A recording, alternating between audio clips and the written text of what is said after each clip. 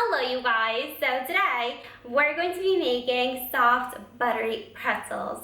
I grew up eating Auntie and pretzels, guys, and they have some of the best pretzels ever. They have that distinct buttery delicious flavor, and those are the pretzels we're going to be recreating today. These taste exactly like Auntie and pretzels, but don't take my word for it. Make these yourself and see for yourself. That being said, let's get started and let's make these.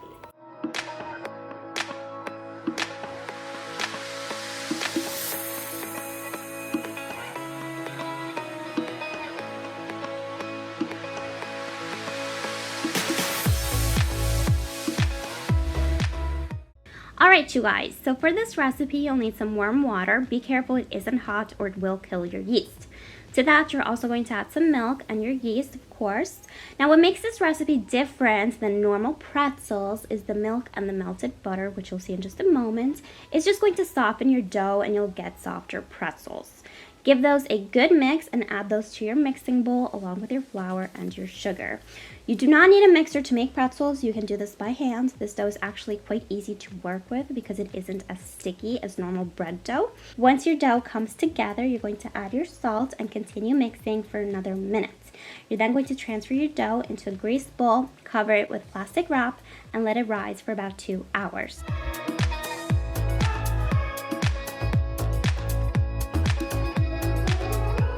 Once your dough has doubled in size, you're going to flour your work area very lightly. Do not add too much flour or it's going to be hard to roll these into strips.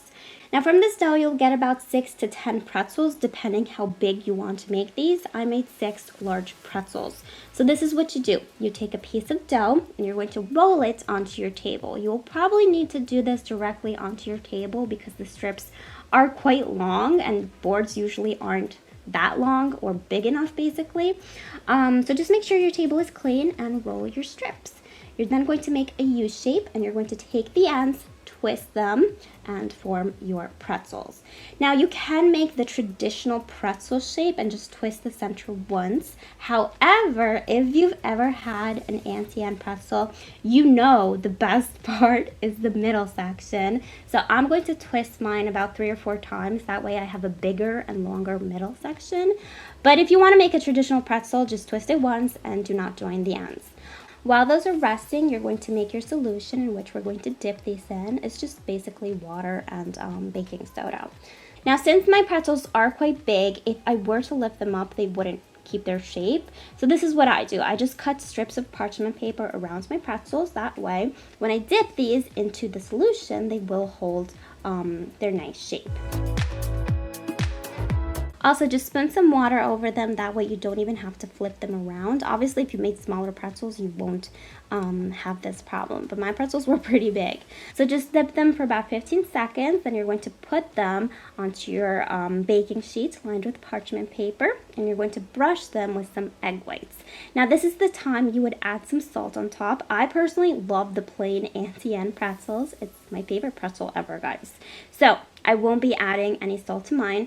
But if you want salt, add it now. You're going to bake these in a preheated oven at 200 degrees Celsius for about 10 minutes. When you take these out of the oven, you're going to immediately brush them with some melted butter. Do not skip this. If you want that classic Auntie Anne buttery pretzel, you need the butter.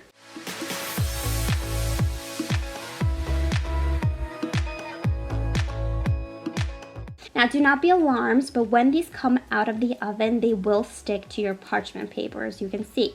But if you let them rest for about 5 minutes, these will pull away quite easily.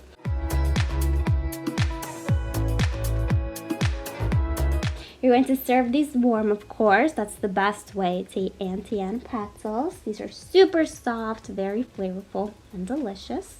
If you turn them around, they have that beautiful golden bottom, typical of Auntie Anne pretzels. So yeah, that's how you make soft, buttery pretzels.